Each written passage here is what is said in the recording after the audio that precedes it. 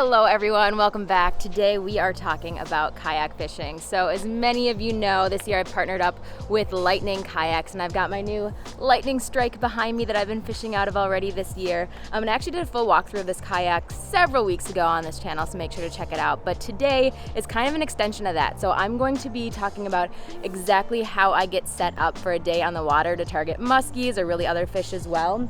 So giving a full walkthrough of that setup, talking about some of my equipment, and then the second half of this video is going to be a Q&A where I'm going to do my best to answer a bunch of the questions that I receive most often about kayak fishing, this kayak, and all of that good stuff. So this is definitely going to be a video that is packed with information, lots of tidbits that I hope is beneficial to anyone who is interested in getting into kayak fishing, who already kayak fishes but wants to learn a little bit more, who maybe wants to target muskies or other species. So I hope it's beneficial to you. Without further ado, let's check it out.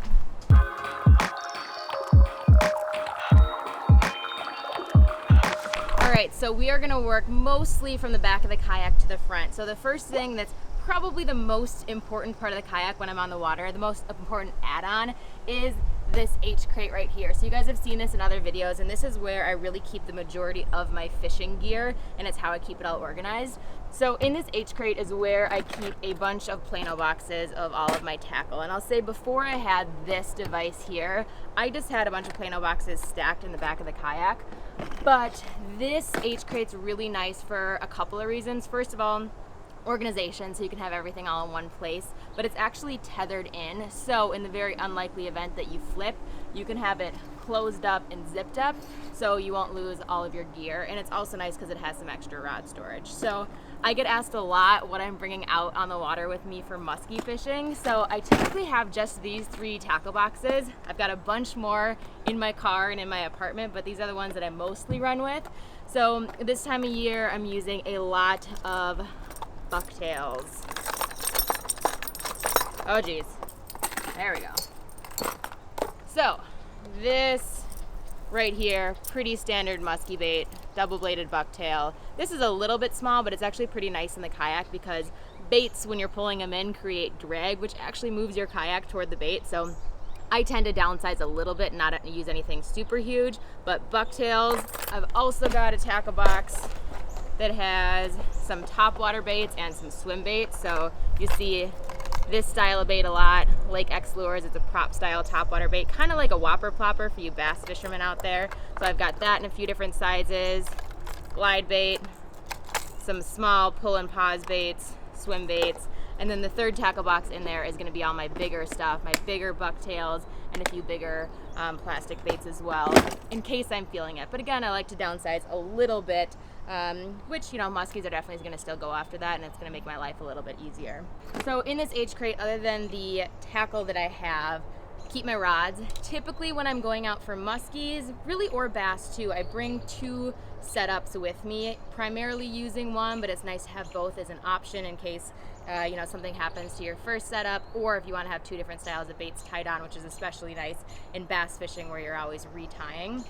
So people ask me all the time what size rod and what kind of reel I use for musky fishing in the kayak, and if I should downsize. And if you've seen my old videos on this channel, I used to say I use like a 7.5 foot out of the kayak because I thought it made figure eighting easier, but I've decided that it's just best to go with my favorite stuff and what I feel most comfortable with. So I've got an 8.5 foot rod and an 8 foot rod, extra heavy. These are Shimano Compres.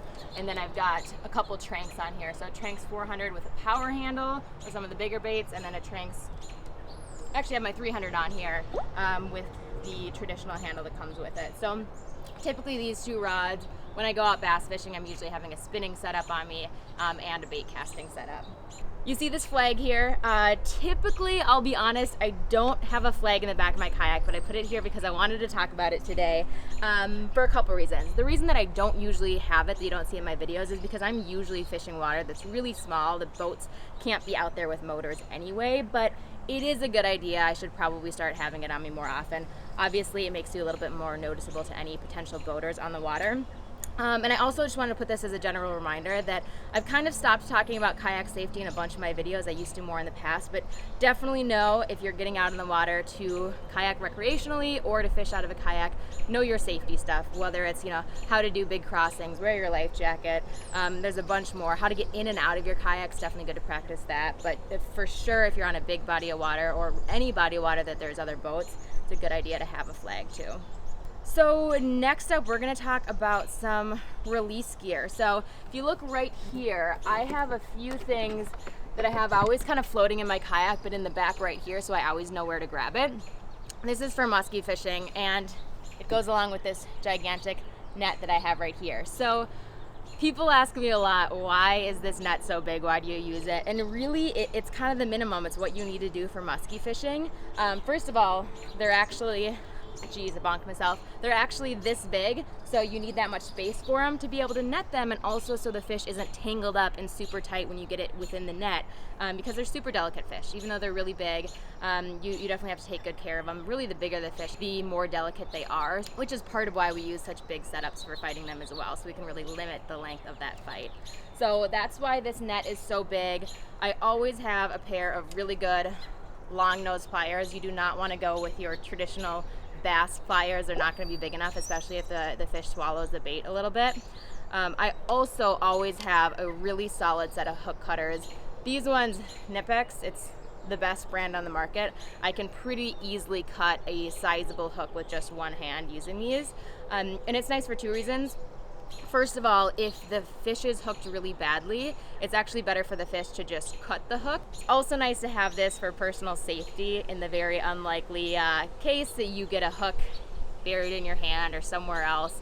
It's really important, especially if it's still connected to the fish, but either way, to be able to clip off the barb with these. So definitely good to have this. Ring gloves just in case, but I pretty much never use them. Again, for fish care, you don't want to touch the outside of the fish with gloves, and even when you're grabbing the musky by the gill plate, I feel like if I'm wearing a glove, I can't really tell what I'm doing. So I have them just in case, especially if I'm taking out a hook that's pretty buried.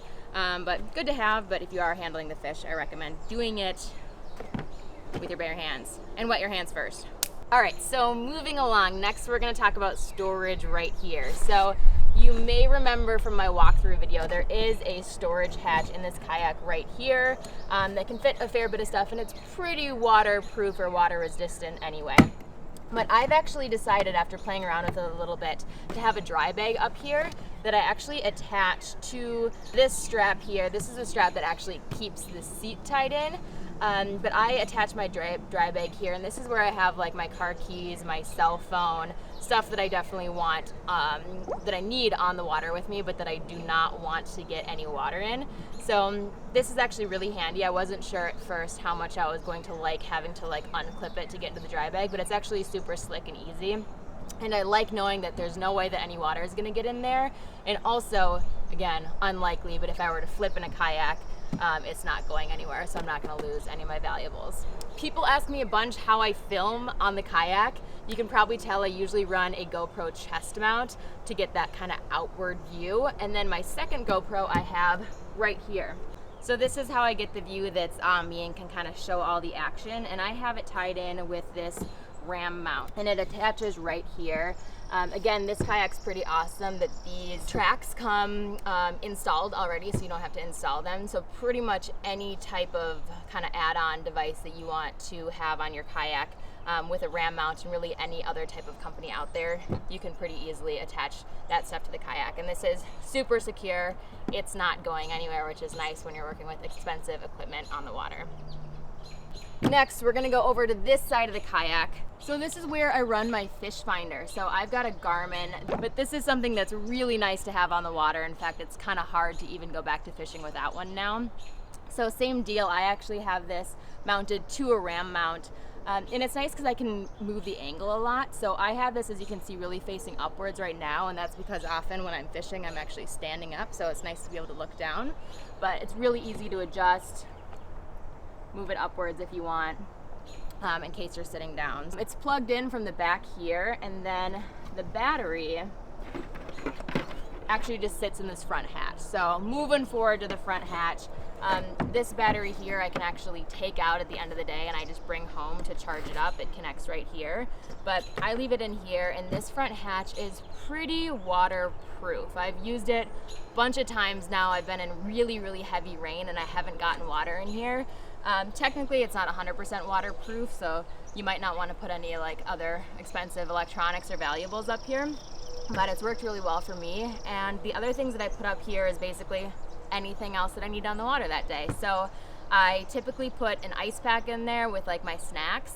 It actually doubles pretty well as a cooler. It definitely keeps things cold for a while. And then I'll throw, you know, an extra layer or rain jacket up there too.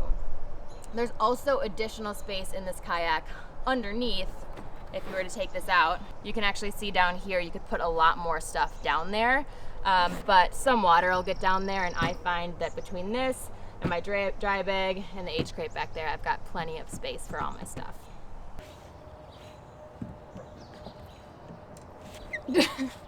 All right, guys and gals, I am zooming through this. I feel like I'm talking so fast, but it's like 93 degrees and super muggy and buggy. So, oh my God. So yeah, thanks for bearing with me on all this word vomit. So that is, as I said, kind of the walkthrough of how I get set up specifically for musky fishing, but it's pretty similar for really any other species that I'm targeting other than, of course, the giant release gear. But now I wanted to take a few minutes to talk about some questions and to give answers to some questions I get, because I get a lot of them from all of you in the comments, and I do my best to answer, you know, as we go, but there's a lot that I get a lot, so I wanted to answer some of those for you. Again, about kayak fishing in general and this kayak. So I'm just gonna jump right into it. If you have more questions as I go, again, feel free to drop them below and I'll try to do one of these again in the future.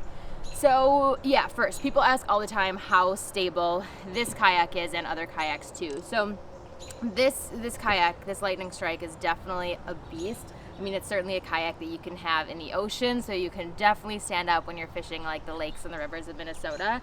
I have been on it only in relatively decent conditions. I've been in some like pretty heavy rain and stuff, but I haven't gone out on any days that are like crazy windy or wavy. But that said, it's been very easy for me to stand up and fish out of it. You see in most of my videos, for sure, if I'm bass fishing, I'm standing like the entire time, and same thing with musky fishing. And I actually, the other day, I did hook up to my first muskie of the year. I've only been out twice and I haven't caught one yet, which, you know, it's just kind of the way that it goes. I'm going to try to get one here soon. But I hooked up to my first muskie while I was standing up in this kayak. I got a good hook set in it. I was fighting it standing up. The fish jumped and it shook me and it got off.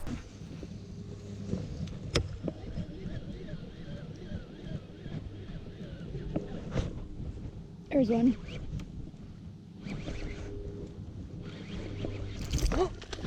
Oh no, he shook it. Oh man, you guys. But it was really nice to know, first of all, just to feel a muskie on the end of the line again, but also to know that I could definitely like set the hook standing up. That said, I mean, I think it definitely depends on you as a person. I do have pretty good balance, so that definitely changes things. I'd say if you're uncomfortable with it all, definitely sitting down is super easy to fish out of that way as well. But it's stable.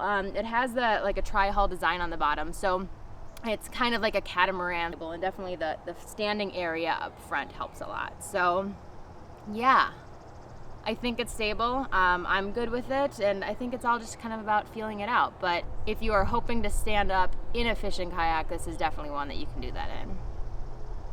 So next, do you sit down when you hook up to a fish? So I kind of talked about this before, but when I'm fighting bass, I pretty much fight them until they're next to the boat, and I typically sit down to actually land it with my hand. With muskies, I'll sit down sooner, and even some like big pike, I've sat down just for that extra stability. So again, you can hook up to it standing up, but it's definitely when you're landing a fish, and if they get, you know, boat side and have a little bit more leverage on you, you probably want to take a seat. Next, how do I get this kayak onto my car? I'm not going to demonstrate it today just because I have already. So what I'm going to do is I'm going to link a video below that was actually to my old kayak, but I do it the exact same way. So I have a Subaru, and on top of the car I have a roof rack, and I have a Yakima showboat. It's a device that actually pulls off the back of the car a little bit. It's attached to the roof rack, and you put the front half of the kayak on top of it and basically slide the kayak on top.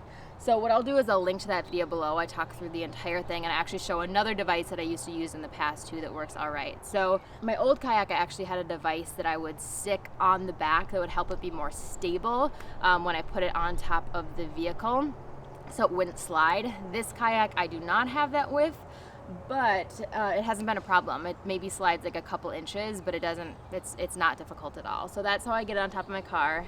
It's heavy with especially like the installation of the fish finder. It's definitely mid 80s pounds. It's work, but it works fine. I've done it a million times now. If you're in decent shape, you should be able to use that device. If you want to go, very streamlined way, for sure, if you have a partner, it's really easy to just stick it on top of your car. But I also know some people have just put blankets on the back of their car.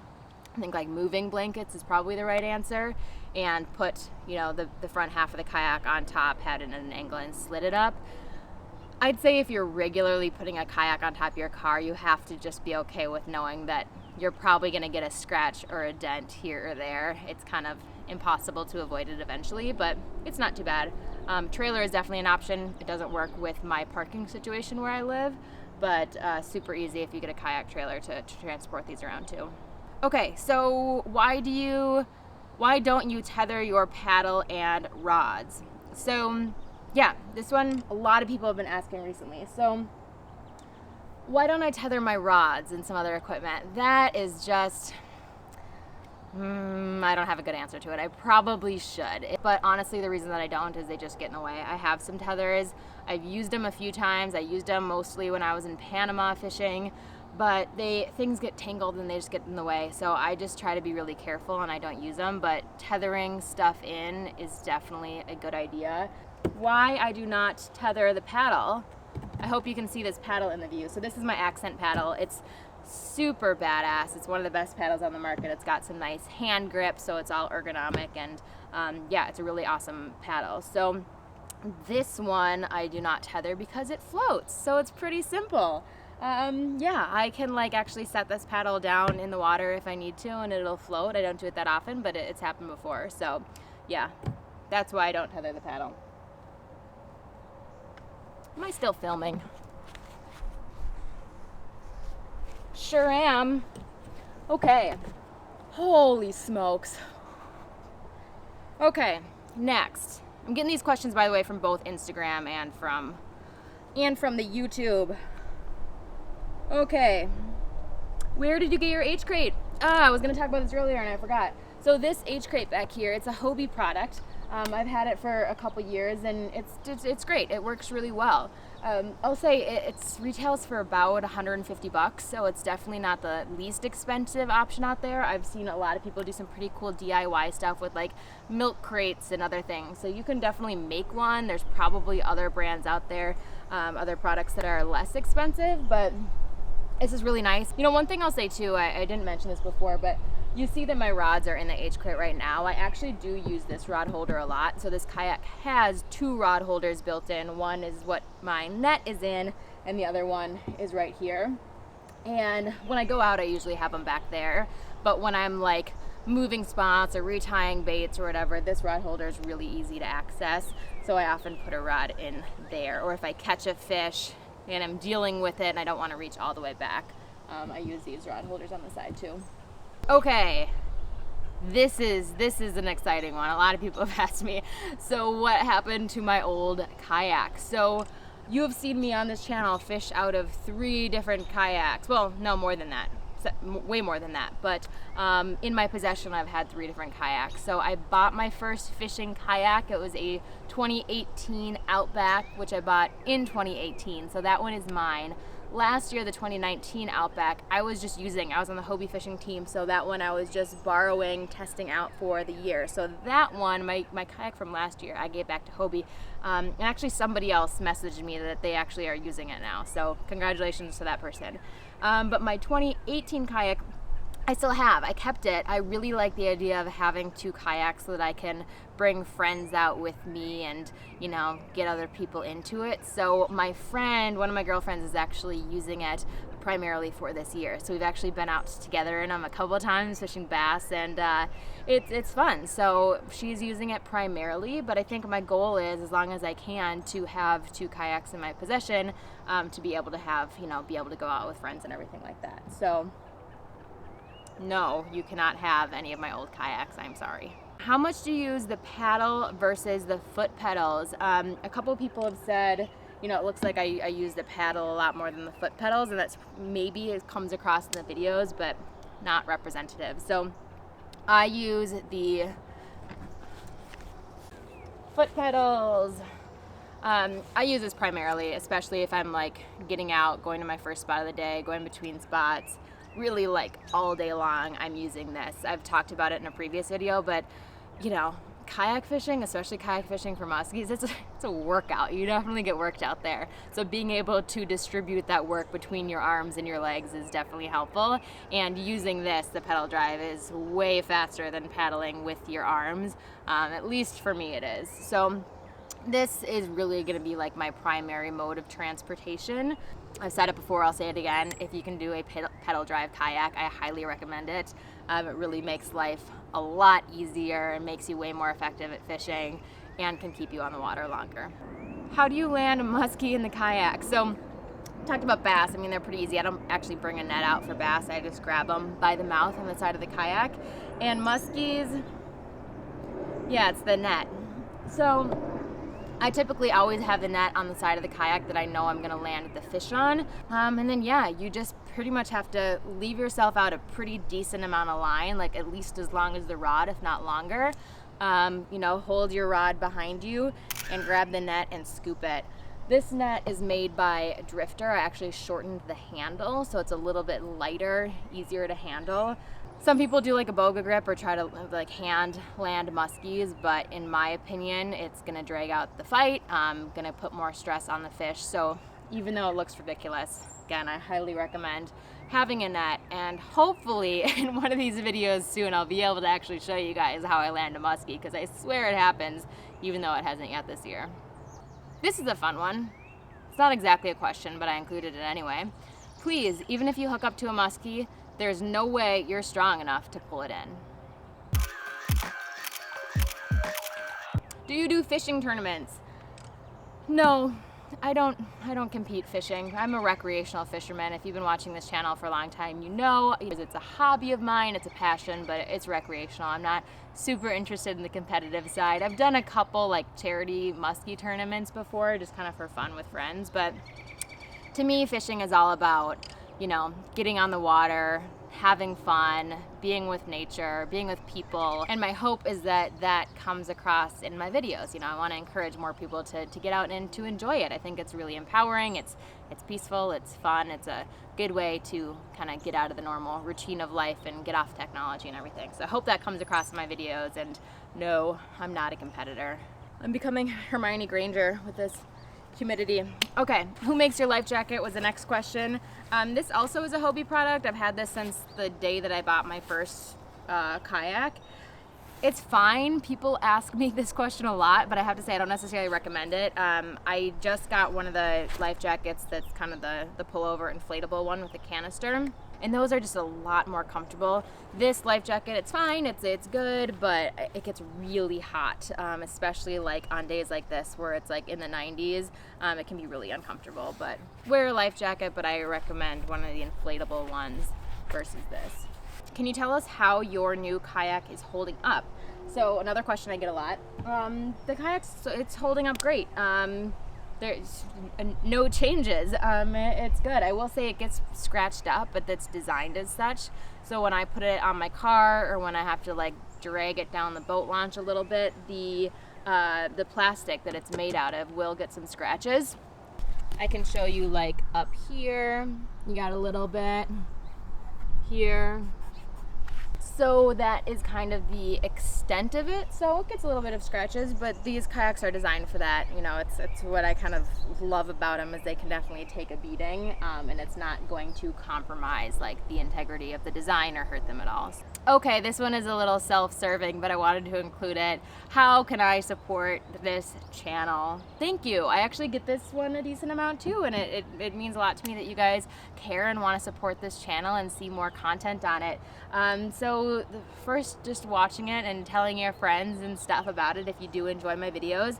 And then I also came up with some merch that you can get that I love, and I hope you love too, and it's a great way to support this and help me continue to be able to make more videos. So got one of my hats on, Lake Life. This was a collaboration with a Minnesota-based company, so I'll link to these below. It comes in 2 colors. And I've got some shirts and totes and all sorts of other kind of merch and goods. So you see me wear this one a lot. This is one of my favorites. It says Earthling on it, but I've got some up north stuff, and I'm going to be making a few more things in the future. So I will link to the merch below. It's a great way to support this channel. It definitely means a lot to me and also helps me to continue to be able to get out there and produce this content for you all.